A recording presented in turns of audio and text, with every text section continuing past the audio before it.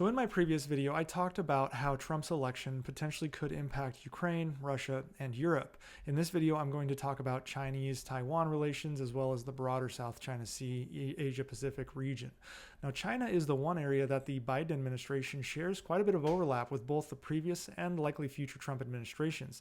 He largely kept much of Trump's sanctions in place and actually increased them. So we may not see a massive change here, but one thing to keep an eye on is this talk of tariffs. Now, as many of you know, China's economy is the second largest in the world, and it is currently underperforming. So Beijing is feeling very defensive of this talk of tariffs. And figures like Robert Lighthizer, who is Trump's former trade representative, are being very aggressive in their rhetoric on trade. Now, as I mentioned before, Trump plans to reintroduce and possibly escalate tariffs on Chinese imports, proposing significant increases such as a blanket 10% tariff on all imports and specific tariffs up to 60% on goods from China. He has also threatened high tariffs on other trading partners, including Mexico, Japan, and South Korea, to extract better trade terms. Most economists believe such tariffs would hurt the average American, as those costs generally get passed down to the consumer, and history has shown that that is the case.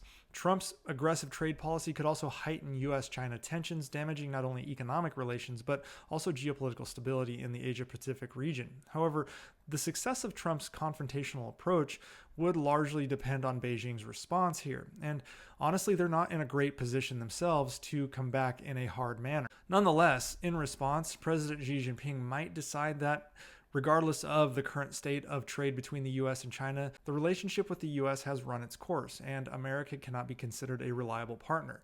Given that Xi Jinping probably sits in a Putin-like yes-man echo chamber, he may actually think China is in a better position than it really is.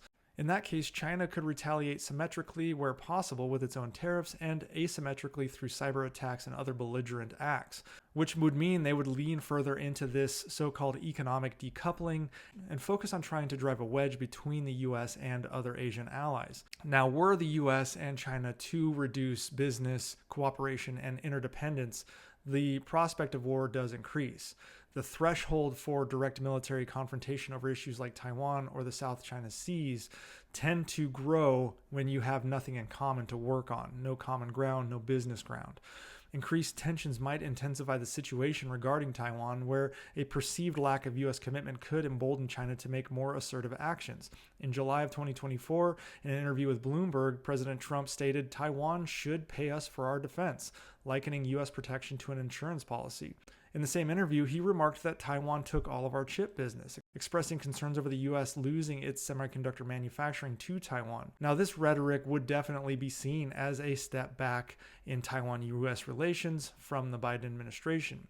Now, Trump's waning Taiwan support would not only impact Taiwanese sovereignty, but could also disrupt security dynamics in the region. Unlike Biden, Trump has refused to state whether the U.S. would come to Taiwan's aid were a Chinese invasion to take place. However, last month, in an interview with the Wall Street Journal, Trump did propose imposing additional tariffs of 150% to 200% on China were it to invade Taiwan, suggesting that he would take a more economic approach as a deterrent.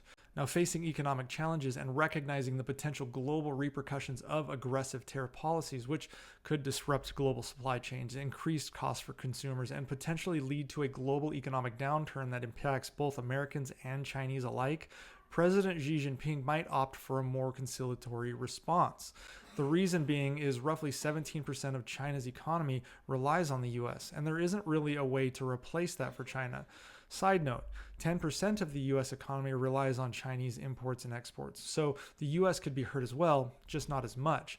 So Xi could present Trump with some sort of, quote, grand bargain that allows Trump to claim a significant victory domestically, such as reducing the bilateral trade deficit in exchange for favorable actions in China. This path could mitigate some of the risks, but remains uncertain given the unpredictability of both leaders. Furthermore, there is concern that Trump might neglect long-standing alliances in Asia designed to deter China and North Korea as he focuses domestically, specifically looking at the Quad. His potential disregard for partnerships with countries like South Korea and Japan could weaken regional alliances, diminishing the U.S.'s ability to counterbalance Chinese influence. And this could drive some U.S. allies such as Vietnam or the Philippines closer to China, or encourage them to hedge their bets a little bit more in favor of China, thus altering security dynamics in the region. So unlike Ukraine, where he said they would just sit down and talk it out and it would be over in a couple days, there is a more definitive policy path here for Trump. He has said that it is going to be largely an economic one, not necessarily a counterbalancing in the military dynamics in the region. We'll just have to wait and see if that actually works and how that actually impacts the average American were those tariffs to be put in place.